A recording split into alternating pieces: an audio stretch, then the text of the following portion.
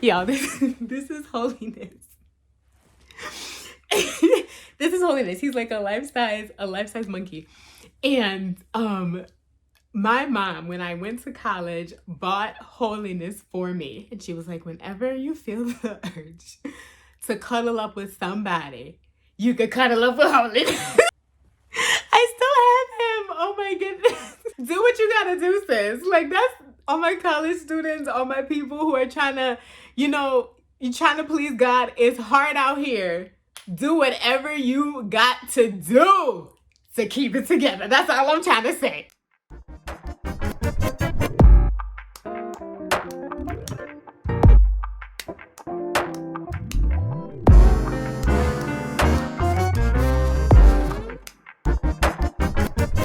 Hey, welcome. You can call me Lizzie. Thank you so much for deciding to spend a couple minutes of your life hanging out with me.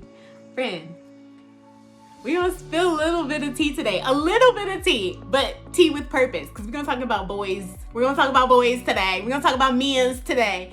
Actually, men's are lack thereof. Because I wanna talk about singleness a little bit.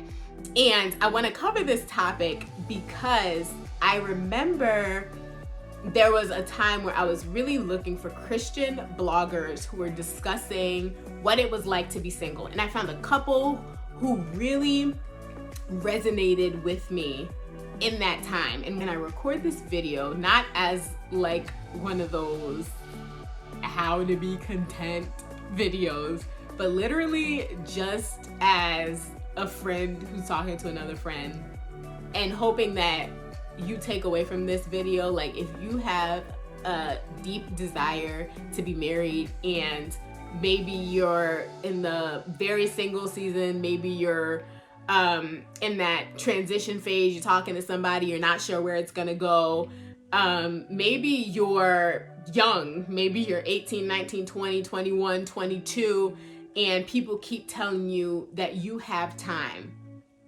I want to talk to you because I know what it's like. I remember one of the most annoying things that somebody could say to me is, just be patient, you have time. Because I'm like, I know that. I know in my head that I'm young. I know that. And I don't want to necessarily feel that way, but I'm talking to you because I have this deep desire just sitting and like deep in my spirit, and it won't go away. So you telling me just to wait because I'm young, not helpful. It's not helpful. I would feel like something was wrong with me because I was in my very early 20s and I felt like I had sometimes it felt overwhelming. I had such a strong desire to be married. And so going back to my childhood, you know when the seasoned saints testify and they're like in 1925, they go all the way back. So I'm gonna just take you back real quick, but hopefully I'm not long-winded with it. So going back to my childhood, I grew up, my parents have a beautiful marriage, by the grace of God. So I grew up, and the folks in my church, I grew up seeing very healthy, flourishing marriages. So it was never a question until I got older and like with the season where I didn't see anybody for me. But growing up, it wasn't really a question of whether I was gonna get married. It was just a question of like who and when. Like it wasn't a question of whether I was gonna be married. My mom tells me that when I was a little girl, I told her that my husband was gonna be saved and baptized. So let me tell you, like it wasn't a question. And then I went to an all-girls middle and high school. Didn't really have a lot of interactions with boys during that time because all of the weekend activities, I was at the church. So they would go to like the all-boys school basketball games, and they would have community service events with them, and the dances, which I really wasn't my zhuzh anyway. But I'd be at church when my friends be flirting, so like, and so then the boys who I did see who were around my age, they were like my brothers. So we kind of had a mutual understanding that like, we both weren't really feeling that way toward each other. And then I went to college. And when I went to college, I was like, bet, it's time. It's time. Somebody finna at least show me a little bit of interest. And the Lord was like, no, because his wall, let me tell you about the Lord's walls of protection. His walls were like steel. Like, yeah. Because nobody, not nobody. Sometimes I couldn't recognize the signs, but yeah, like the Lord really put a hedge around me. And actually a bishop told me that one time. He was like, no, it's a hedge. It's a hedge of protection around you. And let me tell you how mad I was about that hedge sometimes. I was mad, like, Lord, really? Because I wanted to experience somebody liking me. I wanted to be saved. Like, I didn't want to, you know, but I just wanted somebody to like me. And so that was college. And let me tell you, the first time that I walked into my dorm freshman year, I'm moving my stuff in. I'm all eager. I'm like, oh, I'm going to college. My first time living in a dorm, living away from my parents. And the RA that checked me in was like, he was on the basketball team. He was over 6 feet. And I was like, Lord, I think if you just drop this potential right here in front, lives in my building. Mind you, he was not worried about, like, he wasn't even thinking about me and my freshman self, but it was just hilarious. I just remember being like, Lord, I thank you. I thank you. And if you lived in my building and you went to my school, you probably know who I'm talking about. But he was not for me. He wasn't worried about me. But anyway, so yeah, that was college, and the Lord really protected me and insulated me during that time. And I do want to say, I'm coming at this single season with a perspective of someone who really wanted to date to marry, or court, as we call it in the church, court to marry. Like, I didn't want to date around and date a whole bunch of people and get my heart broken. I was coming at it with the perspective of not having sex until marriage, all those things with a Christian, with a Christian perspective, of someone who really wanted to honor God with their body during that time. So even if certain people were interested, I was like, no.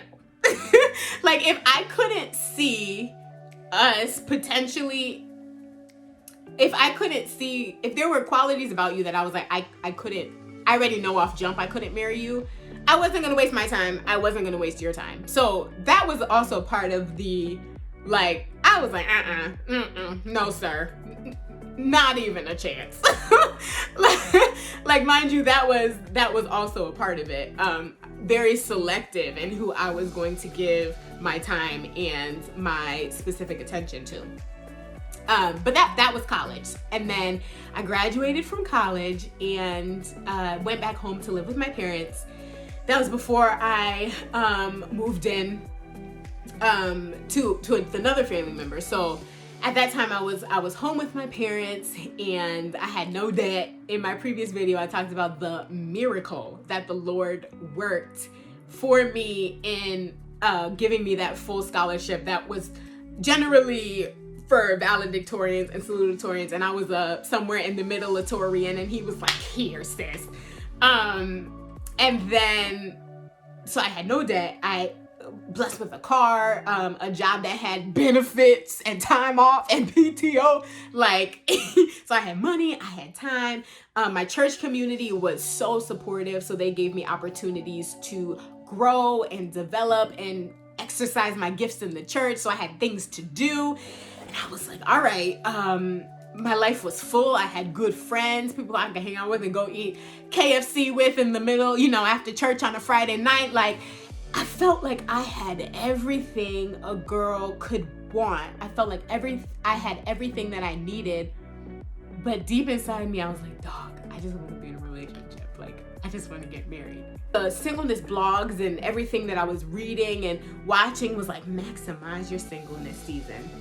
They're like, get you a good job, go back to school, start a business, do this, do that. And they're like, and it worked. And I felt just this great contentment.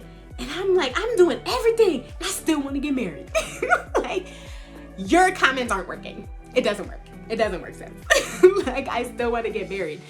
And I felt bad about it. I felt so bad because I'm like, I'm supposed to be this strong, independent Black woman who don't need a man, but I would really like one.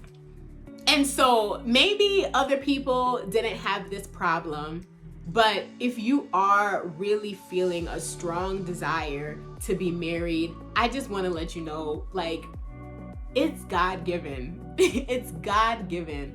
And don't beat yourself up. Don't beat yourself up because you have a desire for something. You know, marriage is it's a beautiful thing, and I think, or even just to be in a relationship, like to court somebody, to date somebody, to text somebody, to have that attention. You know, they're not bad, and I just wanted to share that because I feel like sometimes the narrative around it is like you should be perfectly content and perfectly single. And another one that I've heard is if you're perfectly content at that point, that's when God is going to send your spouse, is when you get to this level of perfect contentness. And so I was trying to trick God and trick myself into believing that I was perfectly content, and I was stressed because I'm like, I'm not. I'm not perfectly content. The best advice that I have gotten is like, love Jesus with all your heart, because it's true. Like, when you do love Jesus with all your heart and really do like I used to have date nights, or I'll just with Jesus, like I'll just be praying and like spending time. Those were the times where I did feel fulfilled. I'm like, yo, like Jesus is it. He's it. Like, just his presence is everything to me. Like, the most beautiful times is when you get up from prayer and you're like, or you're still down in prayer and you're like, wow, Lord, I just want to be in your presence, and I just want to lay here. I just want to lay here because it just, being in your presence is so dope. I just don't want to move. Like, those times with Jesus, those would be the best. So that is some of the best advice that I got. And then sometimes I would ask like older people who weren't like the real seasoned married people, but like the mid-range, like been married for a few years, married people. And I'm like, yeah, I really want to get married. And they would be like, girl, wait. Girl, take your time. Take your time. Wait, like, then you're gonna be married forever. And let me tell you how annoying that is to someone who's a perfectionist, who already is beating themselves up because they want to get married. I'm like, I'm trying. And I was like, is there something wrong with me because I can't seem to get over this, because I don't really want to wait. Like, I would so much rather him just come get me now. Is there something wrong with me for feeling that? And I felt like the more people would say, just wait on the Lord, baby. And the more they would be like, oh, once you get married, you'll never get this single dime back. I'm like, okay. Right, and that's obviously that means something different to someone who's married than someone who's single. But it's not helpful. It's not helpful. Sorry.